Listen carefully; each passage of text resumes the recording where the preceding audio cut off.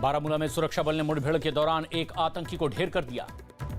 Punjab police, CRPF, ITBP और CISF को मिली एक चिट्ठी में दिल्ली, पंजाब और अयोध्या में आतंकी हमले की धमकी दी गई।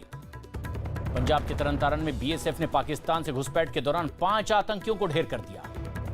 दिल्ली में आईएसआईएस के एक आतंकी को मुठभेड़ के बाद हथियार और विस्फोटकों के साथ गिरफ्तार कर लिया गया। दिल्ली में गिरफ्तार आईएसआईएस आतंकी के पास से बरामद आईईडी को डिफ्यूज कर दिया गया। जम्मू कश्मीर के मेंढर सेक्टर में पाकिस्तान की तरफ से हुई फायरिंग का भारतीय सेना ने भी मुंहतोड़ जवाब दिया। जिन चीनी शिक्षण संस्थानों का भारतीय शिक्षा संस्थानों से गठबंधन है, उनकी पुख्ता जांच होगी। मुंबई में सीबीआई ने सुशांत सिंह राजपूत का खाना बनाने वाले नीरज से पूछताछ की। दिल्ली हिंसा के आरोपी शर्जिल इमाम को लाने के लिए पुलिस की एक टीम असम पहुंची।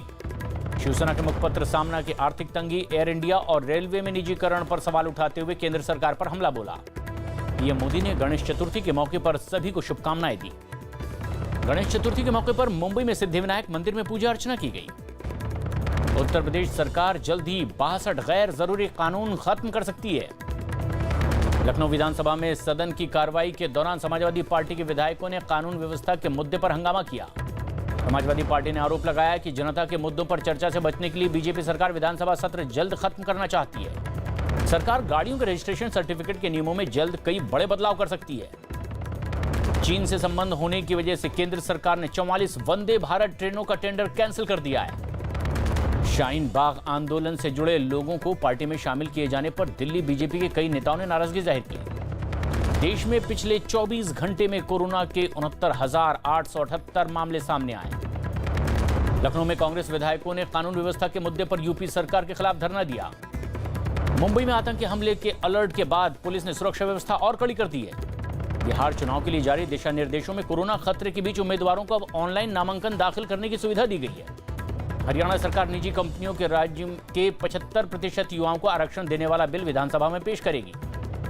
यूपी में अमर सिंह के निधन से खाली हुई राज्यसभा की एक सीट के लिए 11 सितंबर को उपचुनाव होगा। दशहरे से पहले मुगल गार्डन का नाम बदलकर अशोक वाटिका किया जा सकता है। स्वास्थ्य मंत्रालय के मुताबिक पिछले 24 घंटे में सबसे ज्यादा कोरोना के 10 लाख टेस्ट हुए हैं। हिमाचल प्रदेश के कांगड़ा में एक महिला का रेप करने के आरोप में 7 आरोपियों के खिलाफ गिरफ्तार किया गया है। दिल्ली के पास यूपी के नोएडा में एक गाड़ी नाले में घुस गई, जिसके बाद कुछ लोगों ने उनमें फंसे लोगों को बचाया। हरियाणा सरकार ने कोरोना की वजह से हर शनिवार और रविवार को बाजार और दफ्तर बंद रखने का फैसला किया है। चुनाव आयोग ने अक्टूबर में मध्य प्रदेश की 27 विधानसभा सीटों पर उपचुनाव के संकेत दिए। सुप्रीम कोर्ट ने उस याचिका को खारिज कर दिया जिसमें पूर्व मुख्य न्यायाधीश रंजन गोगोई पर एक मामले में गलत फैसला देने के आरोप में जांच की मांग की गई थी। मध्य प्रदेश के मंत्री गोपाल भार्गव कोरोना की चपेट में आ गए, जिसके बाद उन्हें अस्पताल में भर्ती कराया गया। देश में कोरोना के मरीजों का आंकड़ा बढ़कर के 29,75,000 के पार हो गया है। राहुल गांधी ने गणेश चतुर्थी के मौके पर सभी को बधाई दी। पटना में महिला को अगवा कर गैंगरेप का वीडियो वायरल होने के बाद 8 आरोपियों की तलाश जारी है। उत्तर प्रदेश के बागपत में अंडरपास में फंसे किसान को कुछ लोगों ने रस्सी की मदद से बचा लिया। उत्तर प्रदेश के उन्नाव में तेज रफ्तार बस और ट्रक की टक्कर में घायल 24 यात्री अस्पताल में भर्ती करवाए गए। कोरोना की वजह से महाराष्ट्र और मध्य प्रदेश की सीमा पर लगाए गए चेक पोस्ट लोगों की नाराजगी और प्रदर्शन के बाद हटाए गए।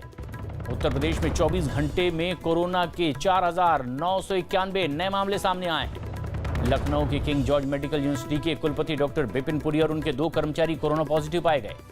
नवी मुंबई में पुलिस ने इस्तेमाल किए गए दस्ताने बेचने वाले एक गिरोह का पर्दाफाश कर 3 टन दस्ताने जब्त किए हैं। यूपी सरकार ने राज्य में स्टार्टअप को बढ़ावा देने के लिए 150 करोड़ का फंड बनाया है।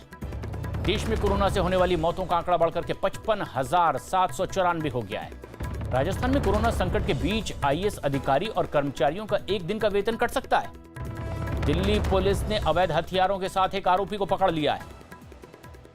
बिहार के मुजफ्फरपुर में जननी सुरक्षा के पैसों के लिए 60 साल की महिला पर 14 महीने में 8 बच्चियों को जन्म देने का आरोप लगा।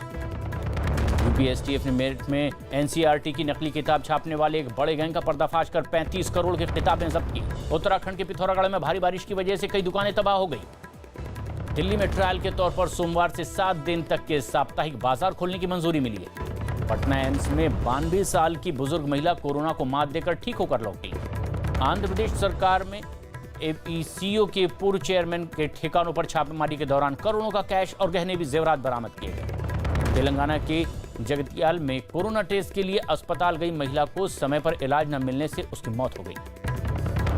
कर्नाटक के कोपल में लॉकडाउन के नियम तोड़कर मंदिर के रथ यात्रा निकालने और तोड़फोड़ के आरोप में 50 लोगों पर केस दर्ज हुआ। गुजरात के सूरत में कोरोना से ठीक होने वाले पुलिस जवानों ने अपना प्लाज्मा दान दिया।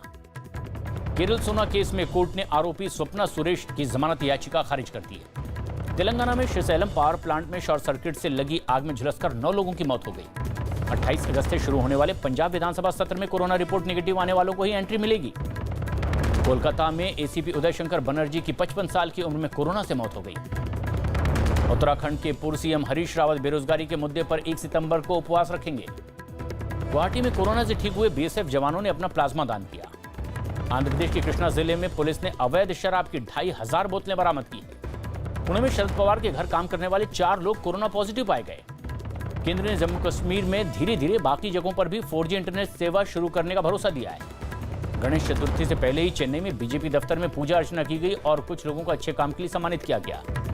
पटना में एक अस्पताल पर कोरोना मरीज से ज्यादा पैसे ऐंठने की कोशिश का आरोप लगा, जिसके बाद अस्पताल सील हुआ।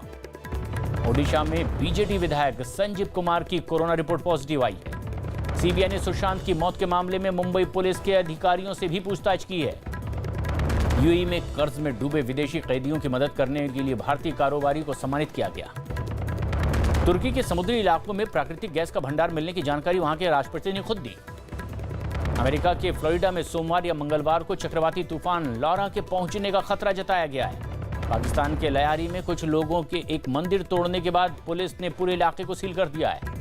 पीओके में एक समाज सेवी के पाकिस्तान का झंडा उतारने के बाद उसे जान से मारने की धमकी मिली है। नेपाल ने शर्तों के साथ 1 सितंबर से विदेशी विमानों को मंजूरी दे दी। तुर्की के राष्ट्रपति ने इस्तांबुल के एक चर्च को मस्जिद में तब्दील करने का ऐलान कर दिया है। चीन के वुहान में लॉकडाउन के नियमों में छूट मिलने के बाद बियर फेस्टिवल में सैकड़ों लोगों ने जश्न मनाया। रूस में राष्ट्रपति व्लादिमीर पुतिन के विरोधी को जहर देने के आरोपियों के बाद लोगों ने कई जगह प्रदर्शन किए। चीन में शंघाई के पास नदी में 2 जहाजों की टक्कर हुई, जिसमें 14 लोग लापता हैं। आईपीएल के यूएई पहुंची टीमें 6 दिनों तक अपने कमरों में ही रहना होगा। विराट कोहली ने आईपीएल के लिए यूएई पहुंची रॉयल चैलेंजर्स बेंगलोर टीम की तस्वीर शेयर की है। पाकिस्तान ने इंग्लैंड के खिलाफ 28 अगस्त से शुरू होने वाले T20 सीरीज के लिए टीम का ऐलान कर दिया है। रोहित शर्मा और पहलवान विनेश फोगाट समेत 5 खिलाड़ियों को इस साल राजीव गांधी खेल रत्न पुरस्कार दिया जाएगा। सरकार खेल रत्न पुरस्कारों की इनामी राशि बढ़ा सकती है। खेल रत्न के लिए 25 लाख और अर्जुन पुरस्कार के लिए 15 लाख रुपए देने की योजना है। पाकिस्तान क्रिकेट बोर्ड ने मोहम्मद यूसुफ को लाहौर में नेशनल हाई परफॉर्मेंस सेंटर का बल्लेबाजी कोच बना दिया है। आईपीएल के लिए मुंबई इंडियंस की टीम भी यूएई पहुंच गई है। बीसीसीआई ने आईपीएल मैच के दौरान कोरोना के नियम तोड़ने वाले खिलाड़ियों पर कार्रवाई की चेतावनी दी है। दक्षिण अफ्रीकी क्रिकेट टीम के 2 खिलाड़ियों की कोरोना रिपोर्ट पॉजिटिव आई, हालांकि बोर्ड ने दोनों के नाम नहीं बताए। अफगानिस्तान के क्रिकेटर मोहम्मद नबी को वहां के क्रिकेट बोर्ड के सदस्य के तौर पर शामिल कर लिया गया है। खबर है कि श्रीलंका के तेज गेंदबाज लसित मलिंगा निजी कारणों से आईपीएल के शुरुआती मैचों में हिस्सा नहीं लेंगे। बीसीसीआई कोरोना संकट की वजह से अपने कर्मचारियों के वेतन में कटौती पर विचार कर सकता है। न्यूजीलैंड के खिलाफ 3 मैचों की वनडे सीरीज के लिए ऑस्ट्रेलियाई महिला टीम का ऐलान हो गया है। अक्षय कुमार और लारा दत्ता समेत कई कलाकारों ने ब्रिटेन में फिल्म बेल बॉटम की शूटिंग शुरू कर दी है।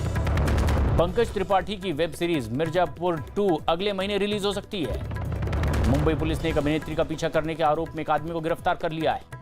कानपुर के गैंगस्टर विकास दुबे पर बन रही फिल्म प्रकाश दुबे कानपुर वाला का ट्रेलर रिलीज कर दिया गया है। मीना कुमारी की जिंदगी पर एक वेब सीरीज बनेगी जो अश्विनी भटनागर की किताब पर आधारित होगी। वेटलिफ्टर कर्णम मल्लेश्वरी की जिंदगी पर बनने वाली फिल्में विद्या बालन मुख्य भूमिका निभा सकती हैं। सोनू सूद ने मदद मांगने वाले बिहार के एक किसान को भैंस खरीद कर दी।